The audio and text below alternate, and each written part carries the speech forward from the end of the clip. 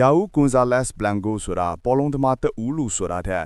သူကရီယယ်မက်ဒရစ်ရဲ့စိတ်ဓာတ်နဲ့အစင်လာကိုကိုစားပြုတဲ့ဂန်ဒဝင်းတဦးပါမူလကမျိုးကန်ပြိုင်ဘက်အက်တလက်တီကိုမက်ဒရစ်ရဲ့လူငယ်ကစားသမားဖြစ်ခဲ့ပြီးမြဲ1992မှာရီယယ်ကိုရောက်လာပြီးကလပ်ရဲ့တမိုင်းစာမျက်နှာကိုစတင်ရေးထိုးခဲ့ပါတယ်စက္ကမနှင်းကြတဲ့ဘောလုံးသမားဘဝမှာနံပါတ်ခွန်ဂျာစီကိုဝတ်ဆင်ပြီးအသင်းအတွက်ပွဲပေါင်း941ပွဲကစားက